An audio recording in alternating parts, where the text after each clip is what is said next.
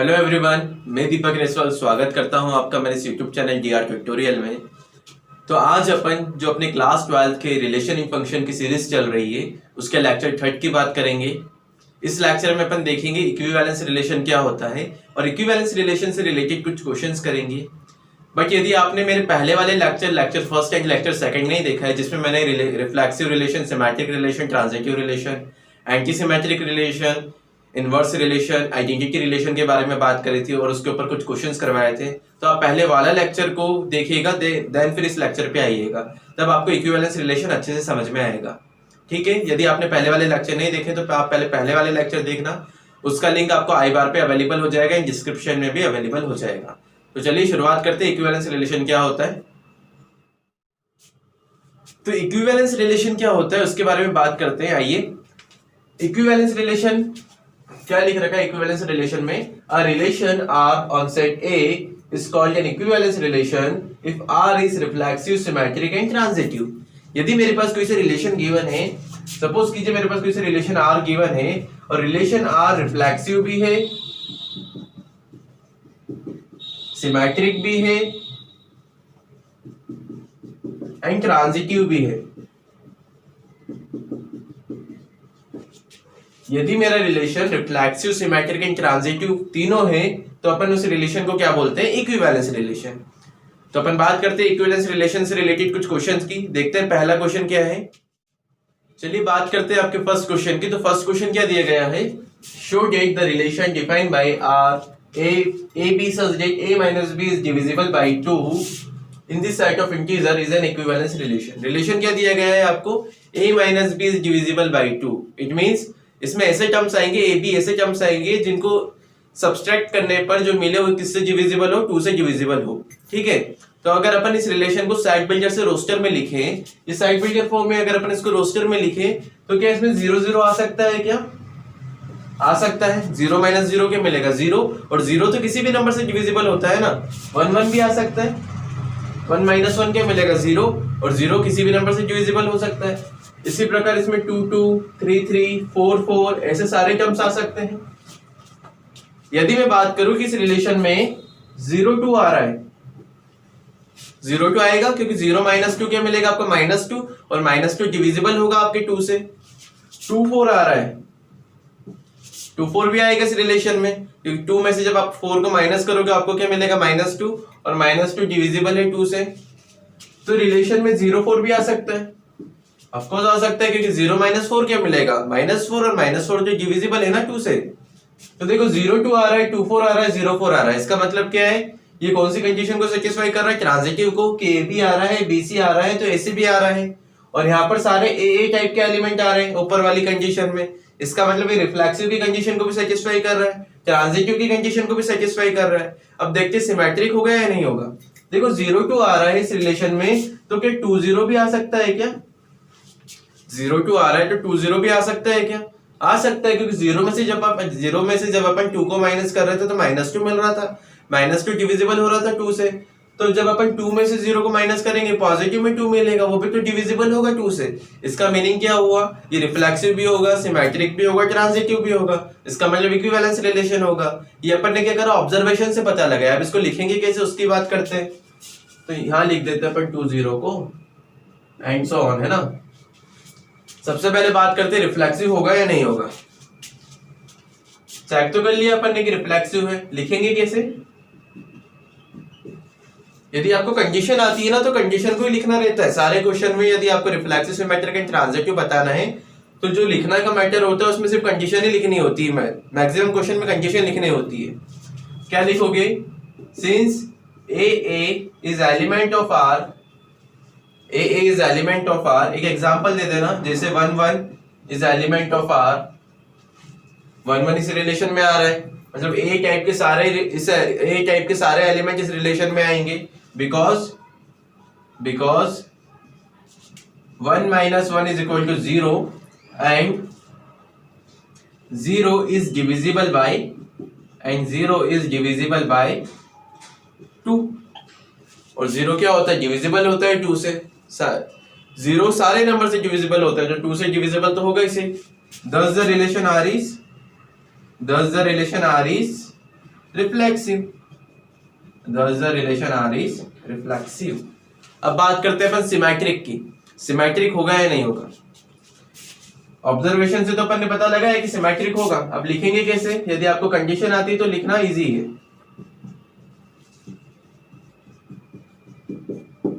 Symmetric, symmetric में क्या लिखेंगे अपन, since AB is element of R, एक एग्जांपल के लिए क्या ले लेते हैं, 0 2 इज एलिमेंट ऑफ R, जैसे 0 2 is element of R because 0 minus 2 is equal to -2 and -2 is divisible by 2. Short में लिख रहा हूं मैं ना, -2 is divisible by 2. Therefore BA is also element of R, जैसे 2 0 is element of R because 2 minus 0 is equal to 2 and 2 is divisible by 2. Thus the relation R is symmetric.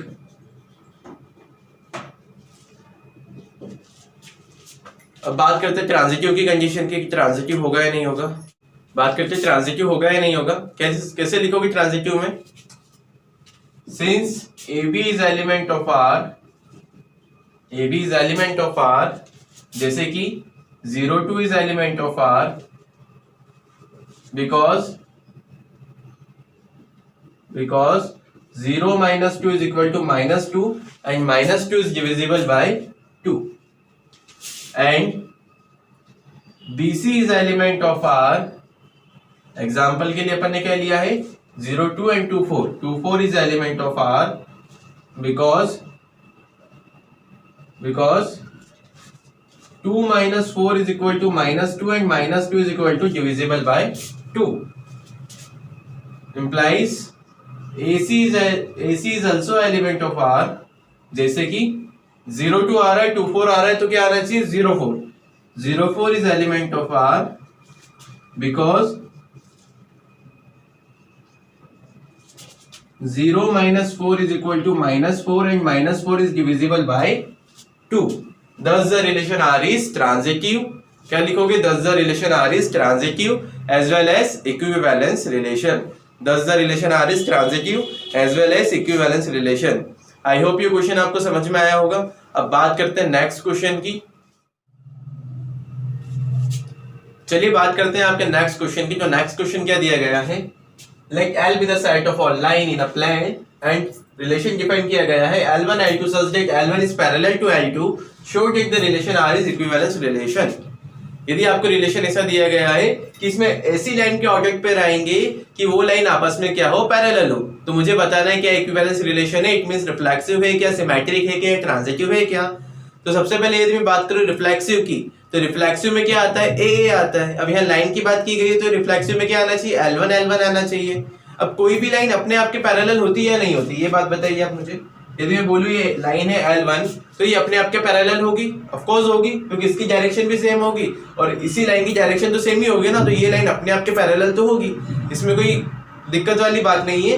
कोई भी line अपने आप के पैरेलल होती है, उसी line के पैरेलल होती है। तो अपन बात करते हैं रिफ्लेक्सिव की सबसे पहले। तो रिफ्लेक्सिव में क्या लिखोगे आप, रिफ्लेक्सिव हो गया नहीं हो गया relation, since L1 is element of R, L1 relation में आएगा, क्यों, because L1 is parallel to L1, कोई भी लाइन अपने आप के पैरेलल होती है। Thus the relation R is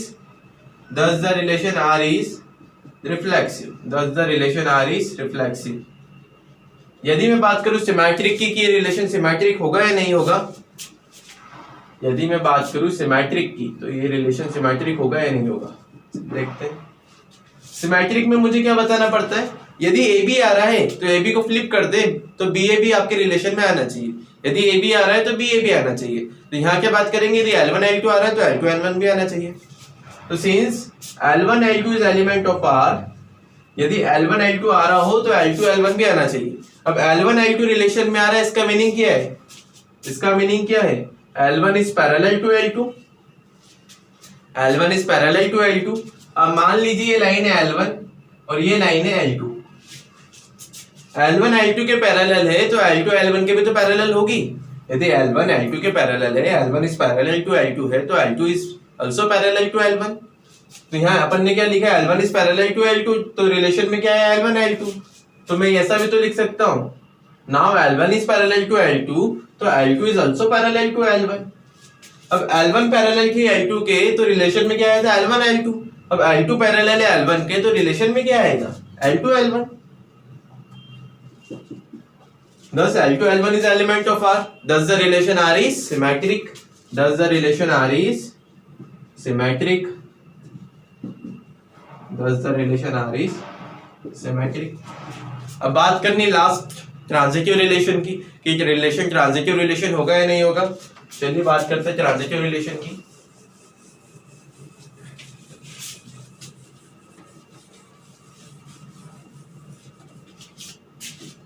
transitive relation की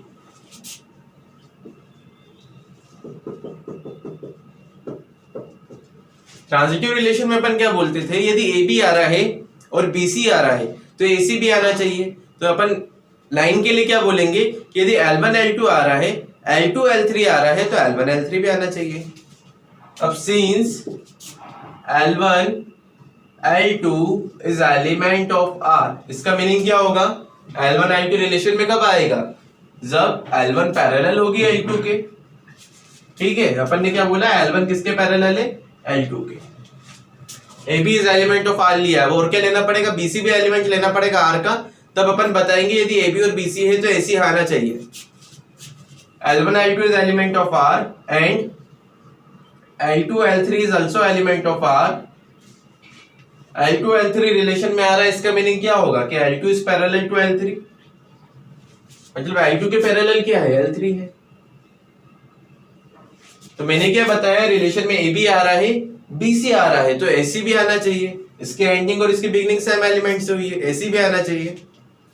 तो यदि L1 पैरेलल है L2 के, L2 पैरेलल है L3 के, तो L1 भी तो L3 के पैरेलल होगी। यदि L1 पैरेलल है L2 के, L2 पैरेलल है L3 के, तो L1 भी तो पैरेलल है L3 के। तो अपन लिख सकते हैं ना, now L1 is also parallel to L3। अब देखो L1 पैरेलल की L2 के, तो रिलेशन में क्या आया था, L1 L2 आया था। अब L1 पैरेलल है L3 के, तो रिलेशन में क्या आएगा, L1 L3 आएगा। It means L1 L3 is element of R। L1 L3 is element of R। अपन ने क्या बताया, L1 L2 एलिमेंट लिया रिलेशन का, L2 L3 एलिमेंट लिया रिलेशन का, तो अपन क्या लाए, L1 L3 लिया है रिलेशन में। इसका मीनिंग क्या होगा, AB था, BC था, तो AC भी है। It means thus the relation R is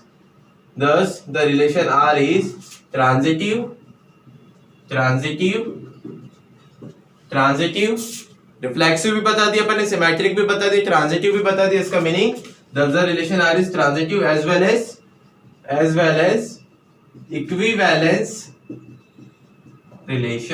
as equivalence relation।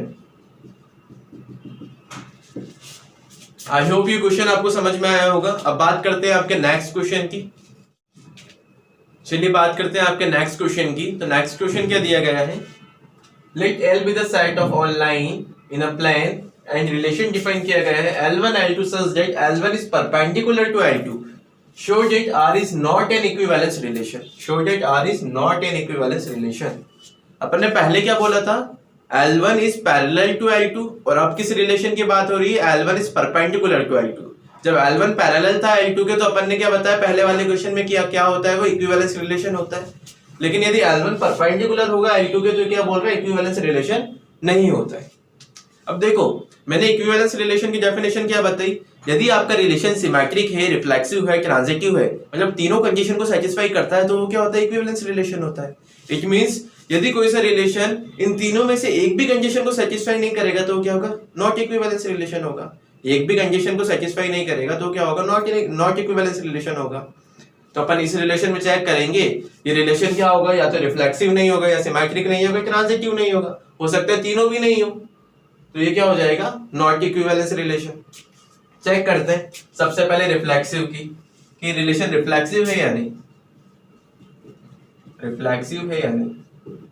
Reflexive में अपन क्या बोलते हैं, ए आना चाहिए, और यहाँ पर लाइन का सेट हो तो L1 L1 आना चाहिए। तो L1 L1 इस रिलेशन में आएगा या नहीं आएगा। अब देखो ये कोई सी लाइन है L1, तो क्या लाइन, ये लाइन के अपने आप के परपेंडिकुलर है, क्या ये लाइन अपने आप के परपेंडिकुलर है क्या, नहीं है। कोई भी लाइन अपने आप के परपेंडिकुलर नहीं होती, क्योंकि ये लाइन अपने आप के साथ 90 डिग्री का एंगल कैसे बनाएगी। लेकिन कोई भी लाइन अपने आप के पैरेलल होती है, क्योंकि उसके साथ 0 डिग्री का एंगल बना लेती है। तो ये लाइन अपने आप के परपेंडिकुलर नहीं है। L1 L1 के परपेंडिकुलर कभी भी नहीं हो सकती, कोई भी एक लाइन अपने आप के परपेंडिकुलर नहीं होती। इसलिए अपन क्या लिखेंगे, L1 L1 is not element of R because L1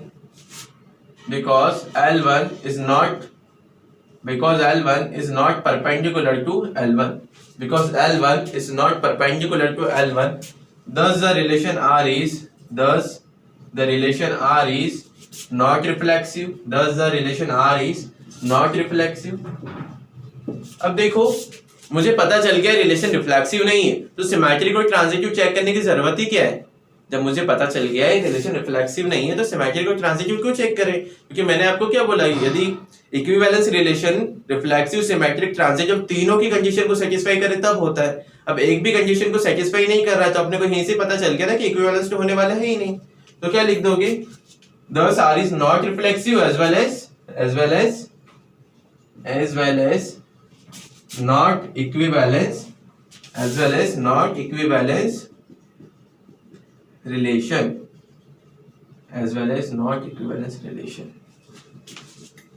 but यदि मैं फिर भी बात करूं क्या ये सिमेट्रिक होगा या नहीं होगा, बताओ आप, सिमेट्रिक होने वाला है या नहीं होने वाला। यदि L1 L2 आएगा इसमें, तो L2 L1 आएगा या नहीं आएगा। L1 L2 कब आएगा, जब L1 L2 के परपेंडिकुलर होगा, और यदि L1 L2 के परपेंडिकुलर है तो L2 भी L1 के परपेंडिकुलर होने वाला है, तो ये सिमेट्रिक होगा ये रिलेशन। यदि मैं ट्रांजिटिव की बात करूं, यदि L1 L2 आ रहा है, L2 L3 आ रहा है, तो L1 L3 आएगा या नहीं आएगा, वो भी आएगा, क्योंकि L1 परपेंडिकुलर है L2 के, L2 परपेंडिकुलर है L3 के, तो L1 भी L3 के परपेंडिकुलर होने वाली है। L1 परपेंडिकुलर है L2 के, L2 परपेंडिकुलर है L3 के, तो L1 भी L3 के परपेंडिकुलर होगी।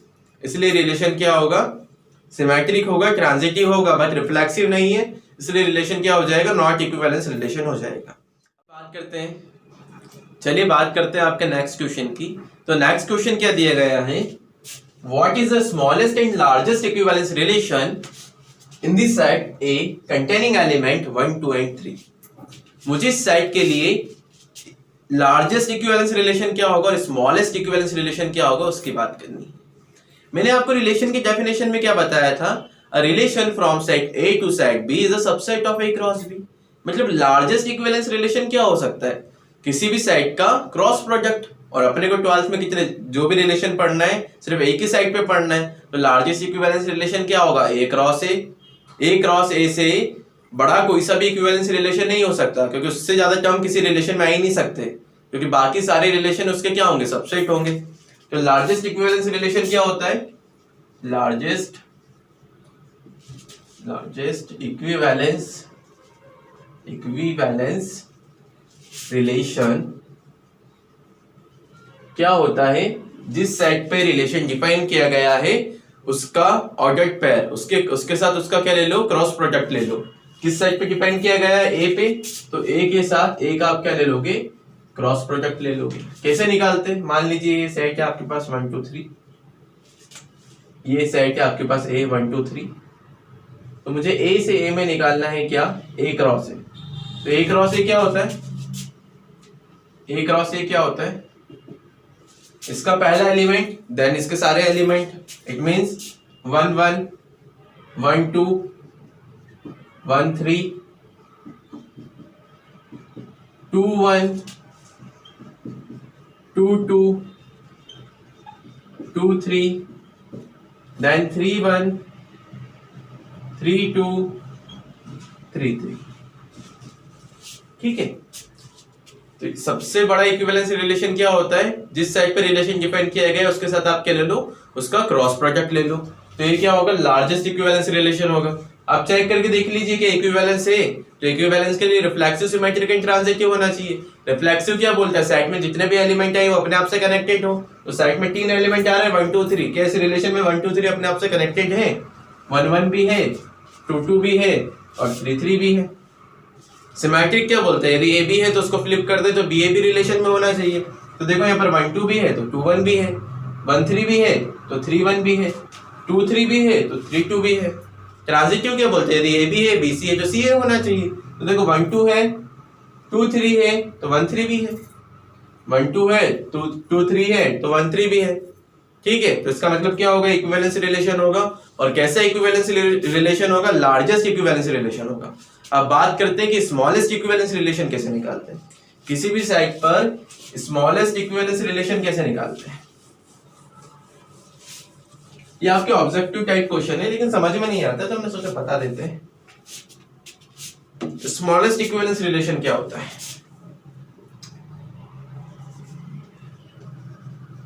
स्मॉलेस्ट इक्विवेलेंस रिलेशन, ई आ रहा, equivalence relation. Smallest equivalence relation क्या होता है। किसी भी सेट के लिए यदि मैं बात करूं स्मॉलेस्ट इक्विवेलेंस रिलेशन क्या होगा, तो आप क्या करना, उस सेट में जितने भी एलिमेंट है उसको सिर्फ अपने आप से कनेक्टेड कर देना। इट मींस 1 को 1 से कनेक्टेड कर देना, 2 से 2 को कनेक्ट कर देना एंड 3 से 3 को कनेक्ट कर देना। ये किसी भी सेट के लिए क्या होता है, स्मॉलेस्ट इक्विवेलेंस रिलेशन होता है। अब मैं क्या बोल रहा हूँ, उसको स्मॉलेस्ट इक्विवेलेंस रिलेशन बोल रहा हूँ, मतलब इससे छोटा इक्विवेलेंस रिलेशन नहीं हो सकता। लेकिन ये इक्विवेलेंस है या नहीं पहले चेक तो करो आप। ऑफ कोर्स ये रिफ्लेक्सिव तो दिख रहा है क्योंकि सारे एलिमेंट अपने आप से कनेक्टेड है। सिमेट्रिक भी दिख रहा है क्योंकि 1 1 को फ्लिप करोगे 1 1 ही मिलेगा, 2 2 को फ्लिप करोगे 2 2 ही मिलेगा और 3 3 को फ्लिप करोगे तो भी 3 3 मिलेगा। इसका मतलब सिमेट्रिक भी है। बात करें ट्रांजिटिव की, तो ट्रांजिटिव की कंडीशन कैसे बताओगे आप यहाँ पर। ट्रांजिटिव की कंडीशन कैसे बताओगे, यहाँ पर डाउट आता है सबको कि ट्रांजिटिव कैसे है। 1 1 2 2 3 3 है तो इसमें ट्रांजिटिव कैसे बताए, ए बी बी सी ऐसी कैसे बताए। तो स्मॉलेस्ट इक्विवेलेंस रिलेशन के लिए ट्रांजिटिव के लिए एक स्पेशल कंडीशन होती है। क्या बोला मैंने, स्मॉलेस्ट इक्विवेलेंस रिलेशन के लिए ट्रांजिटिव के लिए एक स्पेशल कंडीशन होती है और वो कंडीशन क्या होती है, A is equal to B is equal to C. Transitive की कंडीशन में क्या बोलते थे, यदि ए बी है एंड बी सी है तो ए सी होना चाहिए। और स्मॉलेस्ट इक्विवेलेंस रिलेशन के लिए जो कंडीशन होती है, स्पेशल कंडीशन होती है, वो क्या होती है, A is equal to B is equal to c. अब देखो अभी ट्रांजिटिव है, 1 1 है, 1 1 है और 1 1 है, क्योंकि A किसके इक्वल है, B के, और B किसके इक्वल है, C के। तो ये आप याद रखना, स्मॉलेस्ट इक्विवेलेंस रिलेशन में ट्रांजिटिव की कंडीशन के लिए एक स्पेशल कंडीशन होती है और वो क्या है, A is equal to B is equal to c. Thus the relation R is transitive है और इक्विवेलेंस रिलेशन भी होगा क्योंकि रिफ्लेक्सिव भी और सिमेट्रिक भी है। और कैसा इक्विवेलेंस रिलेशन होगा, सबसे स्मॉलेस्ट इक्विवेलेंस रिलेशन होने वाला है। चलिए बात करते हैं आपके लास्ट क्वेश्चन की। तो लास्ट क्वेश्चन क्या दिया गया है, late n be the set of natural number, a relation r in the set n cross n defined as follows, a be related to cd if and only if, इसको बोला जाता है if and only if या by conditional, if and only if a plus d is equal to b plus c, show that r is an equivalence relation। अब देखिए यहाँ पर आपका रिलेशन किस पे डिफाइन किया गया है, n क्रॉस n पे डिफाइन किया गया है। यहाँ पर आपको रिलेशन कहाँ डिफाइन किया गया है, n क्रॉस n पे डिफाइन किया गया है। अभी तक अपने को रिलेशन कहाँ पर डिफाइन होता था, सिर्फ एक सेट पर, मतलब अभी तक अपने को रिलेशन कैसे डिफाइन किया जाता था, सिर्फ नेचुरल नंबर पे डिफाइन किया जाता था, इंटीजर्स पे डिफाइन किया जाता था। लेकिन अब रिलेशन कैसे डिफाइन किया गया है, n क्रॉस n पे डिफाइन किया गया है। तो यहाँ समझने वाली चीजें होती है। पहले यदि अपने को रिलेशन n पे डिफाइन किया जाता था, नेचुरल नंबर पे डिफाइन किया जाता था, तो नेचुरल नंबर का सेट इधर भी होता था और नेचुरल नंबर का सेट उधर भी होता था और आप एलिमेंट को कनेक्ट करते थे। तो आपके रिलेशन में कैसे टर्म्स आते थे, 1 3 आता था, 1 3 इज एलिमेंट ऑफ आर आता था, 1 3 इज एलिमेंट ऑफ आर आता था, इस टाइप की टर्म्स आते थे। इसका मीनिंग क्या था, 1 रिलेटेड टू 3, कि 1 किससे रिलेटेड है, 3 से रिलेटेड है। लेकिन अब रिलेशन कैसे डिफाइन किया गया है, n क्रॉस n पे डिफाइन किया गया है। It means n cross n का सेट इधर भी होगा और n क्रॉस n का सेट इधर भी होगा।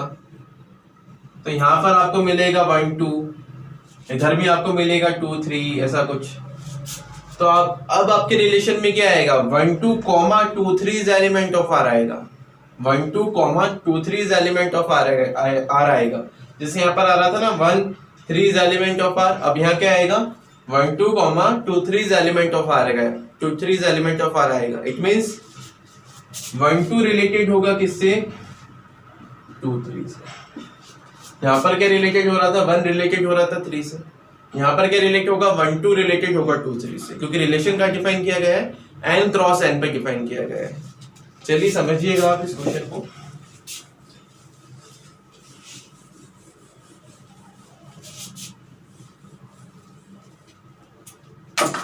देखिए तो मुझे क्या बताना है इस रिलेशन को कि ये इक्विवेलेंस रिलेशन है या नहीं। तो इक्विवेलेंस रिलेशन में अपन क्या बताते हैं, रिफ्लेक्सिव है या नहीं, सिमेट्रिक है या नहीं, ट्रांजिटिव है या नहीं।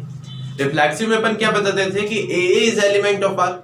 यदि रिलेशन आपका नॉर्मल नेचुरल नंबर पे डिफाइन होता था तो अपन क्या बताते थे ए is element of are.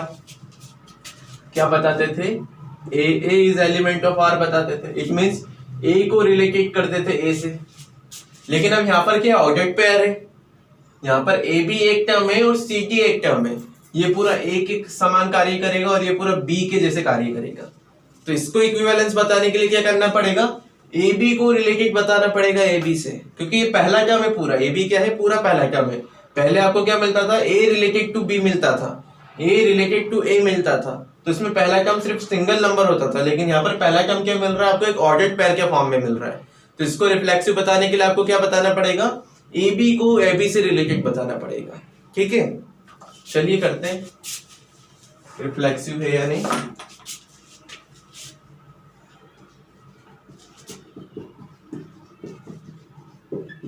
Reflexive में आप क्या बताओगे, ए बी को ए बी से रिलेटेड बताओगे। अब देखो सिंस ए बी रिलेटेड है किससे, ए बी से, यदि ए बी रिलेटेड होगा ए बी से तो ये इस कंडीशन को सेटिस्फाई करेगा। तो ये इस कंडीशन को सेटिस्फाई करना चाहिए जब भी ए बी रिलेटेड हो सकता है ए बी से। तो इसके लिए ये कंडीशन लगाओ। ये कंडीशन क्या दी गई है, इसका पहला एलिमेंट और इसके लास्ट एलिमेंट का सम इन दोनों एलिमेंट के सम के इक्वल है। इसका पहला एलिमेंट और इसके लास्ट एलिमेंट का सम इन दोनों एलिमेंट के सम के इक्वल है। तो यहाँ पर चेक करो, इसका पहला एलिमेंट और इसके लास्ट एलिमेंट का सम बाकी दोनों एलिमेंट के सम के इक्वल है। तो क्या a plus b b plus a के इक्वल होता है? यदि मैं बोलूं a plus b b plus a के इक्वल होता है, 1 प्लस 2 2 प्लस 1 के इक्वल होता है, होता है। a plus b b plus a के इक्वल होने वाला है, और नेचुरल नंबर में तो होने ही वाला है। 1 प्लस 2 2 प्लस 1 के इक्वल होता है। तो ये कंडीशन सेटिस्फाई हो रही है। इसका मीनिंग क्या है कि ए बी रिलेटेड होगा ए बी से। ए बी रिलेटेड है ए बी से, इसका मीनिंग क्या होगा, thus the relation R is reflexive. अब बात करते हैं सिमेट्रिक की, कि सिमेट्रिक होगा या नहीं होगा। सिमेट्रिक होगा या नहीं होगा। सिमेट्रिक में अपन पहले क्या बताते थे, सिमेट्रिक में अपन पहले क्या बताते थे कि A रिलेटेड टू B है तो B रिलेटेड टू A होना चाहिए। यदि A रिलेटेड टू B है तो B रिलेटेड टू A होना चाहिए। लेकिन यहाँ क्या बताएंगे, यदि AB रिलेटेड टू CD है, यदि AB रिलेटेड टू CD है तो CG रिलेटेड होना चाहिए AB से। यदि मैं AB को रिलेट कर दूं CG से तो CG भी रिलेटेड होना चाहिए AB से। ऐसा बताना पड़ेगा अपने को। तो क्या करेंगे, since AB related to CD, इसका मीनिंग क्या होगा, कंडीशन लगा दो, पहला एलिमेंट और लास्ट एलिमेंट का सम A प्लस D बाकी दो एलिमेंट के सम के इक्वल। यदि AB रिलेटेड टू CG है तो CG भी किसके रिलेटेड होना चाहिए, AB के। तो CG भी किसके रिलेटेड होना चाहिए, AB के। इस पे भी कंडीशन लगा दो, पहला एलिमेंट और लास्ट एलिमेंट का सम और बाकी दो एलिमेंट का सम D प्लस A। तो देखो AB रिलेटेड है CG से तो ये कंडीशन होगी, और CG रिलेटेड होगा AB से तो ये कंडीशन होगी। तो यदि मैं ये वाली कंडीशन इस कंडीशन से ले आया, यदि मैं ये वाली कंडीशन इस कंडीशन से लेके आ गया तो रिलेशन क्या हो जाएगा, सिमेट्रिक हो जाएगा। क्योंकि अपन ने AB रिलेटेड टू CG से क्या लेके आ गए, CG रिलेटेड टू AB लेके आ गए। इसकी कंडीशन से लेके आ रहे हैं ना, मतलब उससे लेके आ रहे हैं कि AB रिलेटेड टू CG से क्या लेके आ जाएंगे, CG रिलेटेड टू AB लेके आ जाएंगे। तो क्या मैं C प्लस B को B प्लस C लिख सकता हूँ, लिख सकते हैं। C प्लस B को B प्लस C लिख दिया मैंने। D प्लस A को A प्लस D भी लिखा जा सकता है, लिख सकते हैं। सी प्लस बी को मैंने बी प्लस सी लिख दिया, डी प्लस ए को ए प्लस डी लिख दिया। तो क्या कंडीशन फर्स्ट कंडीशन सेकंड की सिमिलर नहीं हो गई? यहाँ भी क्या है देखो, a plus d equal to b plus c, यहाँ भी क्या है, a plus d equal to b plus c. मतलब इस कंडीशन से अपन ये वाली कंडीशन लेके आ गए। तो अपन क्या बोलेंगे, thus the relation R is symmetric, thus the relation R is symmetric। अब बात करते हैं आपके ट्रांजिटिव की, कि रिलेशन ट्रांजिटिव होगा या नहीं होगा, ट्रांजिटिव होगा या नहीं होगा।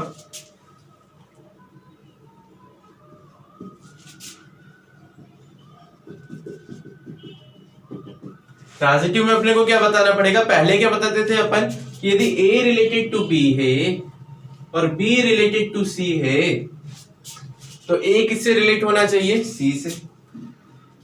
अब यहां क्या बताएंगे, यदि AB रिलेटेड टू CD है, AB रिलेटेड टू CD है, CD रिलेटेड टू EF है, तो AB किससे रिलेटेड होना चाहिए, EF से। पहले क्या बताते थे, ए रिलेटेड टू बी है, बी रिलेटेड टू सी है, तो ए रिलेटेड होना चाहिए सी से। अब क्या बताएंगे, यदि ए b related to c d है, c D related to E f है, तो ए बी रिलेटेड होना चाहिए ई एफ से। वही कंडीशन है, बस यहाँ पर ऑर्डर पेयर आ गई है। तो देखिए बताते हैं रिलेटेड है या नहीं है, रिलेटेड है या नहीं है चेक करते हैं अपन। तो क्या बताएंगे अपन, since a b related to c d हो, a b related to c d हो, इसका मीनिंग क्या है, पहले और लास्ट एलिमेंट का सम बाकी दो एलिमेंट के सम के इक्वल होगा, ठीक है। And C D related to E F हो, इसका मीनिंग क्या है, पहले और लास्ट एलिमेंट का सम इन दोनों एलिमेंट के सम के इक्वल होगा। तो अपने को क्या बताना पड़ेगा, यदि ए b related to c d है, c D related to E f है, तो ए बी भी किसके रिलेट होना चाहिए, ए बी किससे रिलेटेड होना चाहिए, ई एफ से। वही कंडीशन है, यदि ए रिलेटेड टू बी है, बी रिलेटेड टू सी है, तो ए को रिलेटेड होना चाहिए सी से। अब ऐसा कब होगा, जब इसके पहले एलिमेंट और इसके लास्ट एलिमेंट का sum, it means a plus f किसके इक्वल हो, बी प्लस सी के इक्वल हो, बी प्लस ई के इक्वल हो। तो यदि मैं ये वाली कंडीशन इन दोनों कंडीशन को यूज करके लिया हूं, इट मींस इन दोनों स्टेटमेंट से यदि मैं ये वाला स्टेटमेंट ला रहा हूं, जब तो मैं ट्रांजिटिव बोलूंगा। तो इसको मान लेते स्टेटमेंट फर्स्ट, इसको मान लेते स्टेटमेंट सेकंड। तो इन दोनों स्टेटमेंट से क्या ये वाला कंडीशन आ सकती है, ट्राई करके देखते हैं। एक काम करते हैं, इक्वेशन फर्स्ट को इक्वेशन सेकंड में ऐड कर देते हैं, इक्वेशन फर्स्ट को इक्वेशन सेकंड में ऐड कर देते हैं। दो इक्वेशन कैसे ऐड होती है, एलएचएस में एलएचएस एंड आरएचएस में आरएचएस। करो add, a plus d plus c plus f, b plus c plus d plus e. देखो यहां भी सी है, यहां भी सी है, कैंसिल हो जाएगा। यहां भी डी है, यहां भी डी है, कैंसिल हो जाएगा। क्या बचेगा, a plus f is equal to b plus e. ये वही कंडीशन है क्या, कंडीशन थर्ड आ गई, कंडीशन थर्ड आ गई। तो आप क्या बोलोगे, thus the relation R is transitive as well as equivalence relation, क्योंकि रिफ्लेक्सिव और सिमेट्रिक तो बता ही चुके हैं ना, वो ट्रांजिटिव भी हो गया, इसका मीनिंग क्या, इक्विवेलेंस रिलेशन भी होगा। आई होप ये क्वेश्चन आपको समझ में आया होगा, और यदि आपको कुछ डाउट होता है तो आप मुझे कमेंट सेक्शन में बताइएगा। आज का वीडियो यहीं खत्म होगा, आज का लेक्चर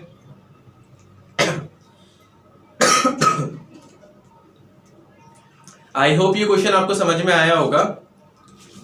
तो आज का लेक्चर यहीं खत्म करते हैं। यदि आपको कुछ डाउट है तो आप मुझसे कमेंट सेक्शन में पूछिएगा। नेक्स्ट लेक्चर में अपन बात करेंगे कि इक्विवेलेंस क्लासेस क्या होती है। नेक्स्ट लेक्चर में अपन देखेंगे कि इक्विवेलेंस क्लासेस क्या होती है। यदि आपको वीडियो पसंद आया हो तो please like, share and subscribe कीजिएगा। Thank you so much.